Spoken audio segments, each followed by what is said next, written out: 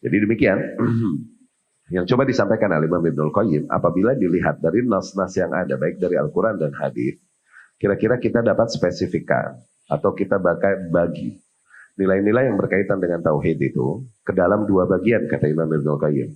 Tauhid ilmi, atau tauhid khabari, atau tauhid ma'rifah, tauhid isbat. Itu nama itu semua pakailah, terserah. Ini yang kaitannya dengan keyakinan seorang hamba yang berkaitan tentang zat Allah Subhanahu wa Ta'ala. Ya, maka ini hakikatnya mencakup tauhid rububiyah sama tauhid asma sifat. Atau tipe tauhid yang kedua. Ini tauhid yang dibilang tauhid iradi, tauhid yang dimaksud, tauhid al-qasd. Tauhid yang menjadi inti dan tujuan semua drama, semua khalaqtul jinna wal insa illa liya'budun. Semua drama ini tujuannya yang sama.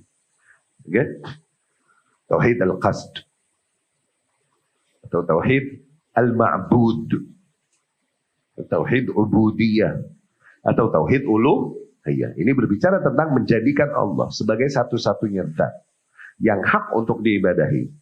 Di mana zat-zat lain yang diibadahi oleh para manusia selain Allah batil, hanya Allah yang hak untuk diibadahi. Dan betapa kita dijadikan oleh Allah Subhanahu wa Ta'ala hanya dalam rangka menghambakan diri kepada Allah Subhanahu, bukan untuk hal lain.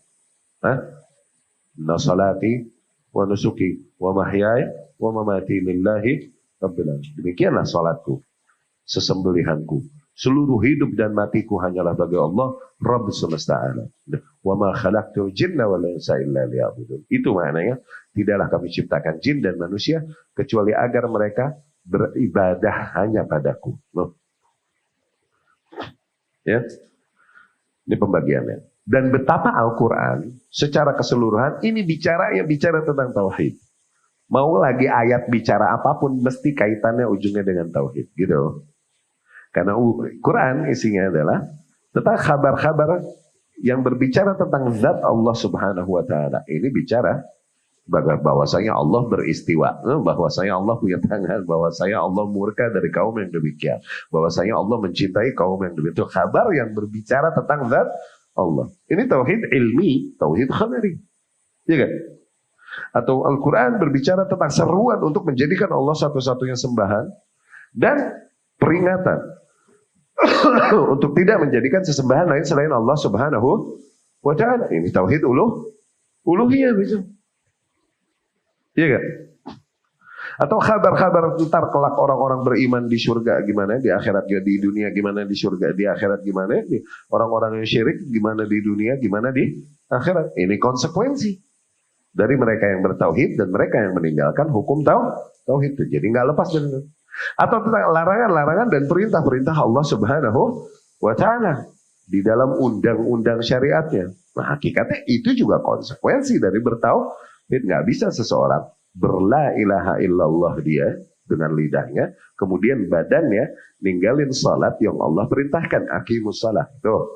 Nggak bisa seseorang berla ilaha illallah dengan lidahnya, kemudian badannya meninggalkan zakat yang Allah perintahkan, wa atuz zakat. Tuh. Itu semua antara konsekuensi atau penyempurna dari nilai tauhid yang diikrarkan oleh seorang hamba. Jadi hakikatnya semua ayat Al-Quran gak lepas dari bicara tauhid. Gitu. Dan demikian dakwah para nabi dan rasul dari zaman ke zaman. Ya di situ udah. Makanya kok bisa ada satu kaum ngaku menyeru kepada agama yang diserukan nabi. Kitab yang diserukan, yang dibawakan oleh Nabi. Tapi nomor sekiankan seruan kepada tauhid. Yang didahulukan seruan kepada politik, kekuasaan, dan khilafah. Ngigo nih orang, wallah. Ngigo nih orang balik. Juga.